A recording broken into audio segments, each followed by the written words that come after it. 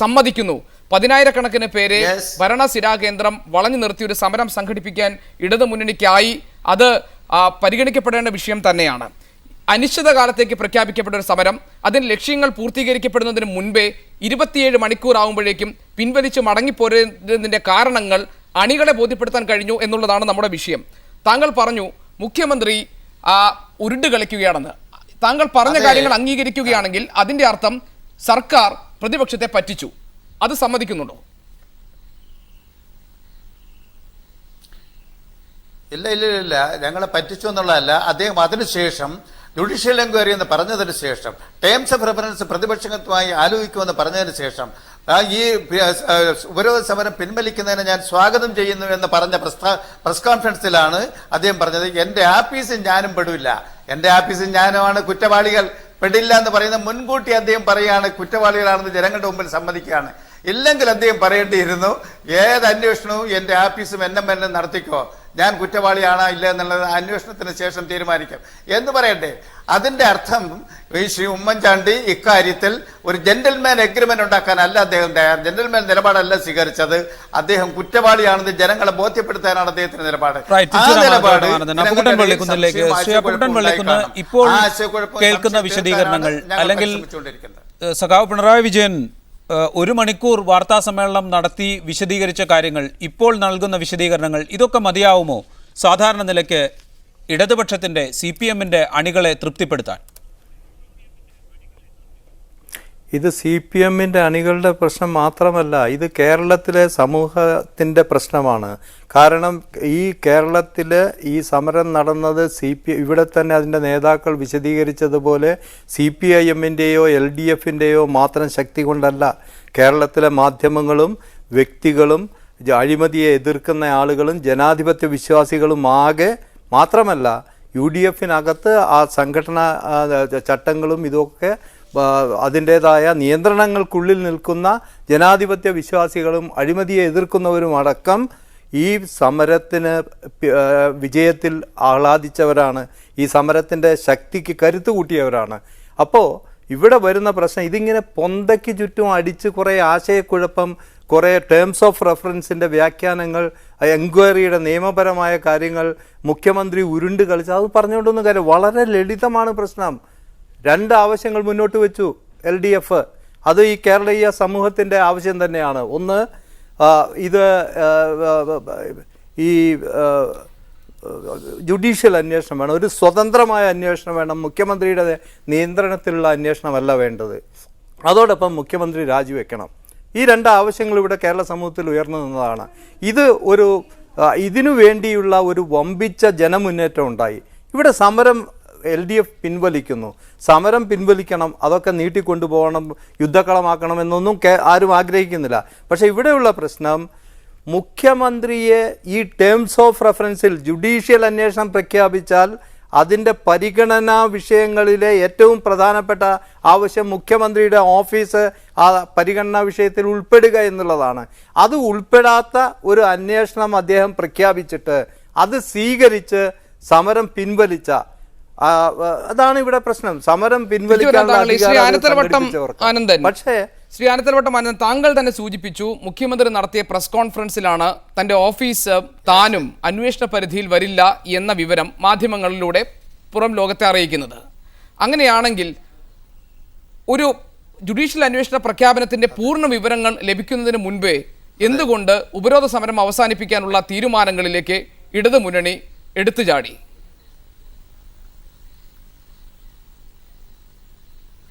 അല്ല, ഈ judicial enquiry പ്രഖ്യാപിക്കുക എന്ന് പറഞ്ഞാൽ നമ്മുടെ രാജ്യം ഇത് ആദ്യമല്ലല്ലോ. എത്രയോ ജുഡീഷ്യൽ എൻക്വയറി പ്രഖ്യാപിച്ചിട്ടുണ്ട്. ഇവിടെ ഉയർന്നു വന്ന പ്രധാനപ്പെട്ട ആക്ഷേപം മുഖ്യമന്ത്രി ഓഫീസിനെതിരായിട്ടുള്ള ആക്ഷേപത്തെക്കുറിച്ചാണ് സമരം നടന്നത്. അതിന്റെ മേൽ ജുഡീഷ്യൽ എൻക്വയറി നടത്താമെന്ന് അദ്ദേഹം പറയുന്നു. അത് മാത്രമല്ല ടേംസ് ഓഫ് റെഫറൻസ് പ്രതിപക്ഷമായി ആലോചിക്കാമെന്നും പറയുന്നു.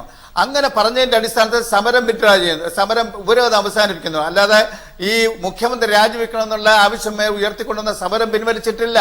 ഉപരോധ സമരം അവസാനിപ്പിച്ചു. പല ഘട്ടങ്ങളുമായി നടന്ന സമരങ്ങളുടെ ഭാഗമായിട്ടുള്ള ഉപരോധ സമരം അവസാനിപ്പിച്ചു.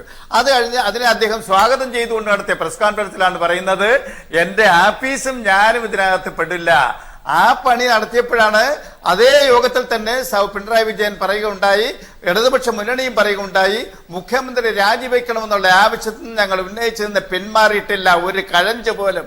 ആ ആവശ്യം അംഗീകരിപ്പിച്ചെടുക്കാൻ നേടിയെടുക്കാനുള്ള പ്രക്ഷോഭവും സമരവും അതിശക്തിയായി തുടരും. ഇക്കാര്യത്തിൽ മുഖ്യമന്ത്രി എടുത്തിരിക്കുന്ന നിലപാട് ജനങ്ങളെ വീണ്ടും കബളിപ്പിക്കലാണ് എന്ന് പറഞ്ഞുകൊണ്ട് ആ നിമിഷം തന്നെ ആ യോഗത്തിൽ ഉപരോധ സമരം അവസാനിപ്പിക്കുന്ന യോഗത്തിൽ തന്നെ പിണറായി വിജയൻ പ്രസ്താവിച്ചത് നിങ്ങളെല്ലാം റിപ്പോർട്ട് ചെയ്തതല്ലേ? റൈറ്റ് ശ്രീ ആനന്ദലോട്ടം ആനന്ദൻ, താങ്കൾ തന്നെ നേരത്തെ സൂചിപ്പിച്ചു ജനരോഷം സെക്രട്ടേറിയറ്റ് പടിക്കലേക്ക് 10,000-ങ്ങൾ ഒഴുകിയെത്താനുള്ള കാരണം ജനമനസ്സുകളിൽ മുഖ്യമന്ത്രി മാറി നിന്ന് അന്വേഷണം നടക്കണം എന്ന ഒരാഗ്രഹം ഉണ്ടായിരുന്നു എന്ന് താങ്കൾ തന്നെ സൂചിപ്പിച്ചു. അത്തരമൊരാഗ്രഹം ജനമനസ്സിൽ ഉണ്ടായിരുന്നു എന്നത് അംഗീകരിക്കുകയാണെങ്കിൽ ആ ജനങ്ങളോട് സമരം പിൻവലിച്ചതിൻ്റെ കാരണം, മുഖ്യമന്ത്രിയുടെ രാജി ഇല്ലാതെ സമരം പിൻവലിച്ചതിൻ്റെ കാരണം ബോധ്യപ്പെടുത്തേണ്ട ബാധ്യത LDF-നും CPM-നുമില്ലേ? ഞാനൊരു കാര്യം പറഞ്ഞല്ലോ, സമരം പിൻവലിച്ചിട്ടില്ല, ഉപരോധ സമരം അവസാനിപ്പിച്ചിട്ടേ ഉള്ളൂ. ഞങ്ങൾ തുടർന്ന് വന്ന സമരം, ഈ ആവശ്യത്തിന്മേലുള്ള സമരം പൂർവാധികം ശക്തിയായി മുന്നോട്ട് കൊണ്ടുപോകും. ജനങ്ങളുടെ ഇടയിൽ വന്ന ഈ ആശയക്കുഴപ്പം പരിഹരിക്കാനുള്ള എല്ലാ പ്രവർത്തനവും ഇടതുപക്ഷ മുന്നണി നടത്തുന്നുണ്ട്, ആരംഭിച്ചിട്ടുമുണ്ട്. അതിന്റെ ഫലമായി ഇത് കേരളത്തിലെ ജനമനസാക്ഷിയുടെ പ്രതിഫലനമായിരുന്നു ഇവിടെ നടന്ന സമരമെന്ന് എല്ലാവരും സമ്മതിക്കുന്നു. ശ്രീ അപ്പുക്കുട്ടൻ മള്ളിക്കൂടി നടക്കാൻ സമ്മതിക്കുന്നുണ്ടല്ലോ, നിങ്ങളും സമ്മതിക്കുന്നുണ്ടാവാം. അതിന്റെ അർത്ഥം എന്താ? ഇക്കാര്യത്തിൽ മുഖ്യമന്ത്രിയുടെ ആഫീസും കുറ്റവാളികളാണെന്ന് ജനങ്ങൾ വിശ്വസിക്കുന്നു. ജനങ്ങളുടെ കോടതി അക്കാര്യത്തിൽ തീരുമാനമെടുത്തു. CPI-യുടെ ശ്രീ ബിനോയ് വിശ്വം ടെലിഫോൺ ലൈനിലുണ്ട്. ശ്രീ ബിനോയ് വിശ്വം, ഒരുപാട് വാർത്തകൾ പുറത്ത് കേൾക്കുന്നുണ്ടല്ലോ. ഇടതു മുന്നണി പെട്ടെന്ന് സമരം അവസാനിപ്പിച്ചു എന്നത് UDF LDF നേതാക്കളുമായി സമരം നടക്കുന്ന സമയത്ത് തന്നെ നിരന്തരം രഹസ്യ ചർച്ചകൾ നടന്നിരുന്നുവെന്നും PK കുഞ്ഞാലിക്കുട്ടി ദൂതനായി വന്നു, KM Mani, Shibu baby John എന്നിവർ UDF ക്യാമ്പിൽ നിന്ന്, കോടിയേരി ബാലകൃഷ്ണൻ, തോമസ് ഐസക്, എളമരം കരീം, C ദിവാകരൻ എന്നിവർ മറുപക്ഷത്തു നിന്നും രഹസ്യ ചർച്ചകൾക്ക് നേതൃത്വം കൊടുത്തു എന്നുള്ളതെല്ലാമാണ് കേൾക്കുന്നത്. തിരശ്ശീലയ്ക്ക് പിന്നിൽ ഒരു ഒത്തുതീർപ്പ് നീക്കം നടന്നിട്ടുണ്ടെന്ന് താങ്കൾ കരുതുന്നുണ്ടോ? ഇതെല്ലാം കഥകളല്ലേ, ഈ കഥകളൊന്നും ഞങ്ങളെ അറിയത്തില്ല. ചുമ്മാ ഞങ്ങളാരും അറിയാത്ത കഥകളെല്ലാം പറഞ്ഞ് എന്ത് ചെയ്യും? ഞങ്ങളാരും അറിയാത്ത കഥകളാണ് അതെല്ലാം. ഓരോ കഥകൾ ആരോ പ്രചരിപ്പിക്കുന്നു, അതിന്റെ പുറകെ ചർച്ചയ്ക്ക് പോകുന്നു. അതിന് കാര്യമൊന്നുമില്ല. ഞങ്ങളുടെ തീരുമാനങ്ങൾ വളരെ സുതാര്യമായിരുന്നു. LDF-ന്റെ കമ്മിറ്റി കൂടി തീരുമാനിച്ചു ഈ സമരത്തിലെ മുഖ്യ 2 ആവശ്യങ്ങളിൽ ഒരു പ്രധാനപ്പെട്ട ആവശ്യം അംഗീകരിച്ചിരിക്കുന്നു. സമരം ഈ രൂപത്തിൽ വേണ്ട, സമരം തുടരണം. പക്ഷെ ഈ സമരത്തിലുള്ള ഈ രൂപത്തിലുള്ള ഈ ഘട്ടം അവസാനിക്കുന്നു. അടുത്ത ഘട്ടം നമുക്ക് പിന്നെ ആരംഭിക്കാം. അത് ആലോചിക്കാനുള്ള അവകാശം LDF-നില്ലേ, ഓരോ പാർട്ടിക്കും ഇല്ലേ? സമരം അവസാനിച്ചിട്ടില്ല, സമരം തുടരാൻ പോവുകയാണ്. തീർച്ചയായും അത് തീരുമാനിക്കാനുള്ള അവകാശം ഇടതുമുന്നണിക്കുണ്ട്. ആ അവകാശത്തെ അല്ല ചോദ്യം ചെയ്യുന്നത്. ആ സമരത്തിലേക്ക് വരുന്നതിന് മുൻപേ ഉണ്ടായ ആഹ്വാനങ്ങളെയാണ്, പ്രഖ്യാപനങ്ങളെയാണ്, മുദ്രാവാക്യങ്ങളെയാണ്. അനിശ്ചിതകാലത്തേക്ക് മുഖ്യമന്ത്രി പദവി ഉമ്മൻചാണ്ടി ഒഴിയുന്നതുവരെ, ജുഡീഷ്യൽ അന്വേഷണം പ്രഖ്യാപിക്കുന്നതുവരെ അനിശ്ചിതകാല ഉപരോധ സമരം എന്നതായിരുന്നു പ്രഖ്യാപനം. ഇത് നേരത്തെ ആകാമായിരുന്നു. 2-3 ഘട്ടങ്ങളിലായിരിക്കും സമരം. ഏതെങ്കിലും ഒരു ആവശ്യം ഉന്നയിച്ചാൽ ഒരുപക്ഷെ ഞങ്ങൾ മടങ്ങും എന്നെല്ലാം നേരത്തെ പറയാമായിരുന്നു. ഉമ്മൻചാണ്ടി ഉണ്ടാക്കി എന്ന് പറയുന്നതിനേക്കാൾ വലിയ ആശയക്കുഴപ്പം ഇതിന്റെ മുദ്രാവാക്യവുമായി തട്ടിച്ചു നോക്കുമ്പോൾ, ഉപരോധം പെട്ടെന്ന് പിൻവലിച്ചതുമായി തട്ടിച്ചു നോക്കുമ്പോൾ ഇടതു മുന്നണി തന്നെ അണികൾക്കിടയിൽ ഉണ്ടാക്കിയിട്ടുണ്ടെന്ന് പറയേണ്ടി വരില്ലേ?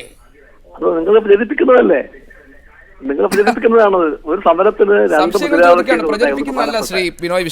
മുദ്രാവാക്യങ്ങൾ ഒരു മുദ്രാവാക്യം അംഗീകരിക്കുമ്പം ഇനി ഈ സമരത്തിന്റെ രൂപത്തിലൊരു മാറ്റം വരുത്താൻ സമരം പ്രഖ്യാപിച്ച സംഘടനയ്ക്ക് അവകാശമില്ലേ? അങ്ങനെയെല്ലാം ചോദിച്ചാൽ ശ്രീ ബിനോയ് വിശ്വം ഏത് ചർച്ചയും വഴിമുട്ടി പോകും. ഇല്ല, ചർച്ച ഒരു പദ്ധതി. നിങ്ങൾ ചർച്ചയുടെ ഗതി തീരുമാനിക്കുന്നത് ഈ രീതിക്കാണ്. ഒരു സമരത്തിനകത്ത് ഇടപെടുന്ന സംഘടനയ്ക്ക് 2 മുദ്രാവാക്യങ്ങളിൽ ഒരു മുദ്രാവാക്യം അംഗീകരിക്കപ്പെട്ടിരിക്കുന്നു.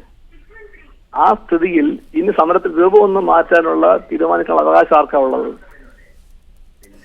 അത് ആ സംഘടനയ്ക്കാ ഉള്ളത്. LDF എന്ന സംഘടനയ്ക്ക് അവകാശമുണ്ട്. LDF ആ അവകാശം ഉപയോഗപ്പെടുത്തിക്കൊണ്ട് പറഞ്ഞു, ഞങ്ങൾ ഇനി ഈ രൂപത്തിലുള്ള സമരത്തിൽ നിന്ന് പിന്മാറുന്നു, സമരം പുതിയ രൂപത്തിൽ തുടരുമെന്ന് പറഞ്ഞു. CPI-യിൽ ആശയക്കുഴപ്പം ഉണ്ടാക്കിയിട്ടുണ്ട്. ശ്രീ ബിനോയ് വിശ്വം, ക്ഷമിക്കണം, സമയം ഒരുപാട് കടന്നു പോകുന്നു.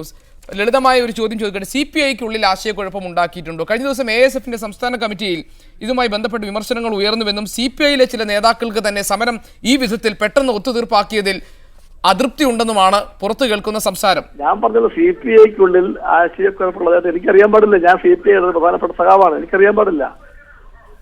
അല്ല, ഇതുമായിട്ട് ബന്ധപ്പെട്ട് നല്ല നാടകമുണ്ട്, അതായത് നിങ്ങൾ പ്രചരിപ്പിക്കുന്നു, എനിക്കറിയാൻ പാടില്ല. പക്ഷേ ശ്രീ ബിനോയ് വിശ്വം, ഇന്ന് അണികൾക്ക് കാര്യങ്ങൾ വിശദീകരിച്ചു കൊടുക്കും എന്ന് പാർട്ടിയുടെ സംസ്ഥാന സെക്രട്ടറി പന്ന്യൻ രവീന്ദ്രൻ വാർത്താലേഖകരോട് പറഞ്ഞിട്ടുണ്ട്. തീർച്ചയായിട്ടും ഒരു ചുമതലയല്ലേ. ഒരു സമരം കഴിയുമ്പോഴത്തേക്കും കൈക്കൊണ്ട തീരുമാനത്തെ പറ്റി അണികൾക്ക് വിശദീകരിച്ചു കൊടുക്കുന്ന ബാധ്യത രാഷ്ട്രീയ പാർട്ടിക്കില്ലേ, അത് പാർട്ടി ചെയ്യും. പക്ഷേ സമരത്തിൽ ഉന്നയിച്ച 2 മുദ്രാവാക്യങ്ങളിൽ ഒരു പ്രധാനപ്പെട്ട മുദ്രാവാക്യം അംഗീകരിക്കപ്പെട്ടു കഴിഞ്ഞു എന്ന് പാർട്ടി സംസ്ഥാന സെക്രട്ടറി പ്രഖ്യാപിച്ചാൽ തീരാവുന്ന ആശയക്കുഴപ്പമല്ലേ അണികൾക്കുള്ളൂ? അല്ലല്ലോ, ചോദ്യം വരാമെങ്കിൽ എന്തുകൊണ്ട് 2 മുദ്രാവാക്യം അംഗീകരിക്കുന്നതിന് മുമ്പ് സമരം പിൻവലിച്ചു? ആ ചോദ്യം ചോദിക്കാൻ സഖാവിന് അവകാശമുണ്ട്. ആ സഖാവിനോടും അത്തരം സഖാക്കളോടും ഈ കാര്യങ്ങൾ പറഞ്ഞ് ബോധ്യപ്പെടുത്തേണ്ട ബാധ്യത കമ്മ്യൂണിസ്റ്റ് പാർട്ടിക്കുണ്ട്. അത് പാർട്ടി ചെയ്യുന്നതാണ് സെക്രട്ടറി പറഞ്ഞത്. റൈറ്റ്. ശ്രീ ബിനോയ് വിശ്വം, ഏതായാലും സമയം അതിക്രമിച്ചു, ഞങ്ങൾക്ക് ചർച്ച അവസാനിപ്പിക്കേണ്ട. ഏതായാലും വരും ദിവസങ്ങളിൽ രാഷ്ട്രീയ കേരളം ഈ വിഷയം ചർച്ച ചെയ്യുമെന്ന് കരുതാം. ഇതിനുള്ള ഉത്തരവും ഒരുപക്ഷെ വരും ദിവസങ്ങളിൽ ഉണ്ടാകും. വളരെയധികം നന്ദി ശ്രീ ബിനോയ് വിശ്വം, മാനത്തലവട്ടം ആനന്ദൻ, അപ്പുക്കുട്ടൻ പള്ളിക്കുന്ന്, MM ലോറൻസ്, NK പ്രേമചന്ദ്രൻ ഈ ചർച്ചയിൽ പങ്കെടുത്തത്.